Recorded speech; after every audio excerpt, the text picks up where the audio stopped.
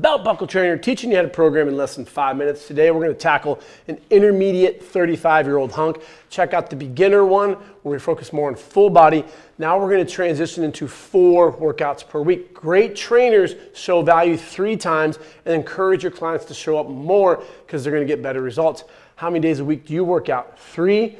We work out typically a lot more and our clients want to look like us, so encourage them to train more. This is going to be an upper body emphasis. Here's what the program would look like. Start with those 10 checkpoints in human movement: ankle, knee, hip, lumbar, thoracic, cervical, shoulder, elbow, wrist, some diaphragmatic breathing. Get them fired up mentally, psychologically for the workout.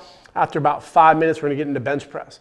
Whereas the first workouts we were doing for the beginner, the sets were around 3. We're going to increase that. We're going to do between 4 and 5 for that first circuit. CCA is the style of training that we do here at Show Up Fitness. It is small circuits of 3.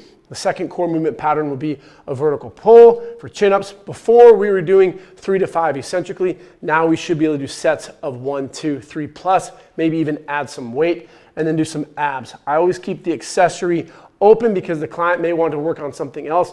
Don't do cardio, don't do legs, don't do something that's really going to be taxing and affect the most important exercise of the day, which would be your horizontal press right here for your chest. So we're going to get up to 6 reps. That's going to be significantly higher. The last set, we're going to do some super overload eccentrics. So let's pretend like the client wants to bench 225. I would go to 245 or 265 for 2 or 3 eccentrics. I would help them up on the concentric.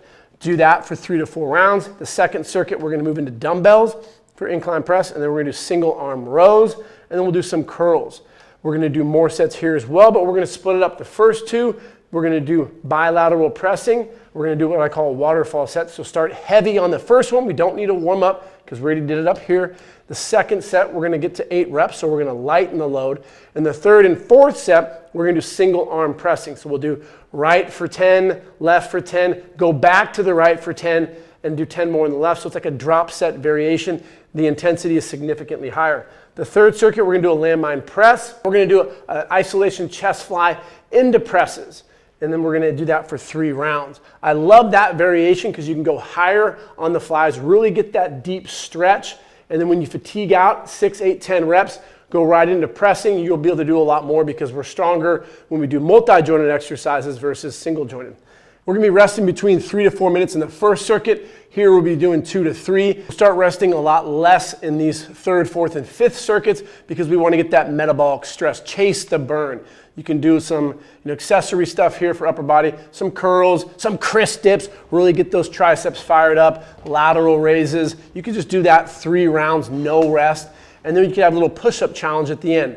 After that 4th circuit, rest for 2-3 minutes, depending on the time, 60-minute workout. And then you're going to put 5 minutes on the clock, see how many push-ups you can do. Or you can do clusters or EMOMs, every minute on the minute. Do as many as you can. When you're tired out, rest until a minute, and then go again and do that for 5 rounds.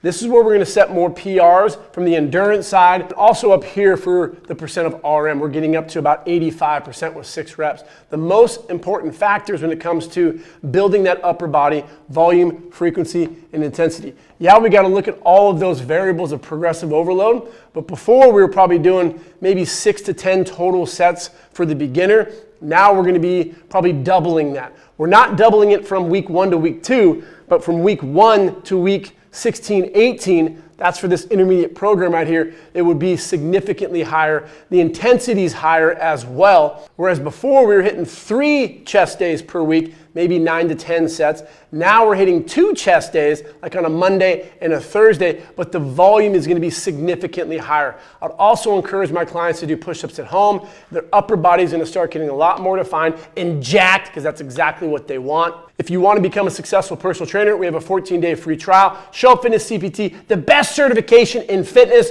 Partnerships at Lifetime, Equinox. If you want to become a successful personal trainer, it's all about showing up. Have a great day.